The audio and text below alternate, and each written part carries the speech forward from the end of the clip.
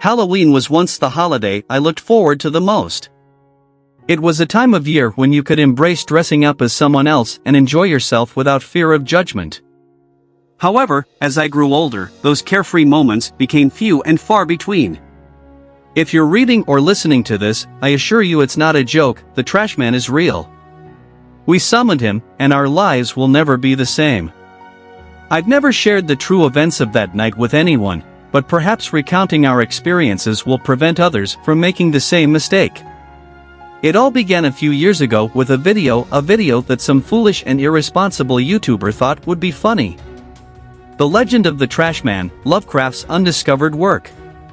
It started as a seemingly harmless April Fool's joke, pretending that the Trashman had some hidden lore and wasn't merely a character from a TV show. The story revolved around a homeless man down on his luck, who was killed by a gang of thieves over a cup of coffee. However, instead of dying, he encountered an entity that resurrected him as the king of trash, destined to bring about the trashpocalypse and the end of the world. At the time, it seemed like a harmless prank, but this is the internet, you can't simply make a joke and expect everyone to understand that it's not real. In a matter of weeks, individuals all over the world started forming cults in the name of the Trashman. Starbucks locations were flooded with people desperate for a taste of their new Lord and Savior's favorite beverage, a venti sugar-free non-fat vanilla soy double-shot decaf no foam extra hot peppermint white chocolate mocha of light with an extra syrup.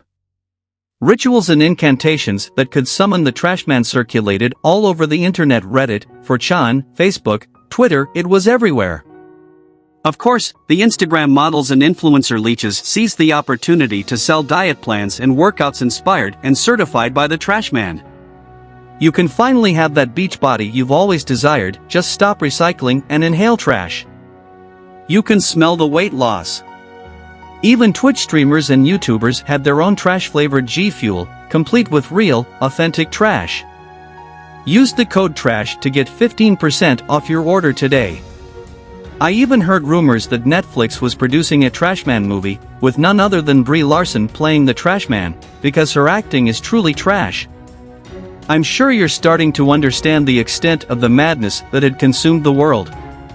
However, like all fads, it eventually died down as people realized the rituals were fake and it was all just an April Fool's prank turned into a massive cash grab. The guy who made the original video disappeared, and rumors swirled. Some believed he was taken by the Trashman to an underground city, while others claimed he returned to making regular mythology videos. No one really knew for sure, thanks to the unreliability of YouTube notifications. Now that you have an idea of what sparked this frenzy, I'll continue with my own story. It was my senior year in college, and with October came a break from studies. The last thing I wanted to do was spend that time buried in books, so I decided to head back home and visit my friends for Halloween. If anyone cherished the holiday as much as I did, it was them. We used to have epic parties every year, but that tradition dwindled when we all went off to college and pursued our own paths.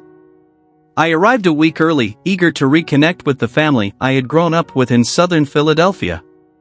It was strange how infrequently I visited home and how little I understood the reasons behind it. When I got to our agreed meeting spot, Frankie's, my best friend Zach and his girlfriend Kaylee were already there, but our friend Charlie was running late, as usual. We decided to go ahead and order without him, knowing that he would eventually show up with his trademark mischievous grin. Just as we were about to leave, Charlie burst through the door, his grin wider than ever. He slid into our booth and slammed an old, beaten-up book on the table. "You guys know what this is?" he asked, excitement dancing in his eyes. None of us had a clue, but we played along, intrigued by his enthusiasm. "Well, my friends, this is the Necronomicon, the real deal, Lovecraft's Necronomicon." Kaylee seemed more interested in Zach and me than the book itself, but Charlie didn't seem to mind. He explained how someone had dropped it off at the thrift store where he worked, and when he inquired about the price, the person simply walked away. "And what do you plan on doing with it?" Zach asked, skeptical but curious. "Using it, obviously," Charlie replied with conviction. "Look at all these rituals. There's even one for summoning the Trashman. This has to be the real deal." Zach and Kaylee exchanged glances, their expressions a mix of amusement and familiarity. They had clearly heard this story before. "You're still obsessed with finding the trash man, even after all this time?" Zach questioned, raising an eyebrow. "We're not all destined for greatness, Charlie.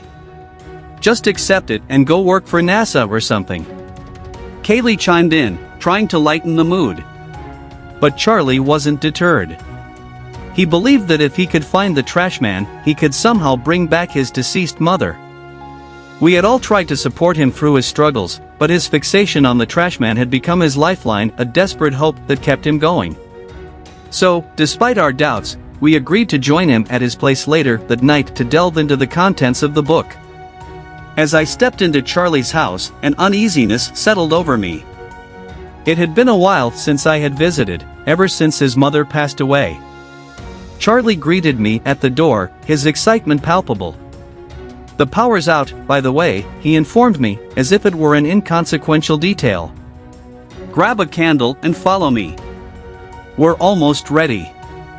Navigating through the dimly lit corridors, I followed Charlie down to the basement where Zach and Kaylee were already gathered around a candlelit table. Charlie's basement resembled more of a bomb shelter, a testament to his late mother's belief that the end was imminent. It added an eerie atmosphere to our gathering. As we settled around the table, Charlie instructed us to explore the book's contents while he made preparations. Zach and Kaylee flipped through its pages, stumbling upon rituals like the summoning of the demon and the summoning of the nightman. The symbols and language were unfamiliar, accompanied by grotesque illustrations. It was weird, yet undeniably fascinating. Kaylee suggested trying out some of the potions and elixirs mentioned in the book: a love potion, a transmutation box, an everlasting youth elixir, and even a whimsical suggestion to grow your own magnum dong. We were captivated by the possibilities. It seemed like a harmless experiment, and Kaylee's enthusiasm was contagious. Charlie returned, his arms filled with various ingredients and artifacts. The excitement in his eyes was hard to ignore. We fell silent, realizing that despite our doubts, this night was destined to be different. Charlie began preparing the ritual for summoning the trash man, carefully following the instructions outlined in the Necronomicon. We watched in a mix of anticipation and apprehension as he arranged candles, drew intricate symbols on the floor, and placed peculiar objects around the room. The air grew heavy with a sense of something otherworldly, and even Zach, typically the skeptic among us, couldn't help but feel a tinge of unease. But before we could voice our concerns, Charlie began reciting the incantation, his voice filled with a mix of desperation and hope. The words he spoke were ancient and unfamiliar, resonating with a power we couldn't fully comprehend. As Charlie neared the end of the incantation, a sudden gust of wind swept through the room, extinguishing the candles. Darkness enveloped us, broken only by the flickering glow of a single remaining candle. Our hearts pounded in our chests as we awaited what would come next. Then, from the shadows, emerged a figure, a towering, hulking presence draped in tattered garments. It was the trash man. We stood frozen, a mixture of awe and terror coursing through our veins. The trashman's eyes glowed with an otherworldly light as he surveyed the room, his gaze fixating on each of us in turn. In a voice that seemed to echo from deep within the abyss, the trashman spoke, "You have summoned me, mortals. What is it that you seek?" We exchanged hesitant glances, realizing that we hadn't fully considered the consequences of our actions. Fear clutched at our throats as we struggled to find the words to respond. Charlie, ever the determined one, finally spoke up, his voice quivering slightly. "We seek answers, Trashman. We seek guidance and a way to bring back what we have lost." The trashman's gaze softened, and for a moment, we felt a glimmer of understanding in his eyes. "The path you seek is treacherous," the trashman warned. "It is not for the faint of heart nor the easily swayed. The power you seek comes at a great cost. Are you prepared to face the consequences?" We hesitated, realizing that the journey ahead would be far more challenging than we had ever imagined. But Charlie, driven by his desire to reconnect with his mother, found the strength to reply, "We are willing to face whatever trials lie ahead." We are ready to accept the consequences, no matter what they may be. The Trashman nodded slowly, his voice resonating with a mix of sorrow and wisdom. Very well, the Trashman declared. I will grant you the answers you seek, but remember this: once you tread upon the path of the unknown, there is no turning back. The choices you make will shape your destiny, and the price you pay may be more than you can bear. With those words, the Trashman faded back into the shadows, leaving us alone with our thoughts and a newfound sense of purpose. We knew that our lives would never be the same, that the path we had chosen would lead us into the depths of uncertainty and darkness. But in that moment, we also realized that we had the strength to face whatever lay ahead.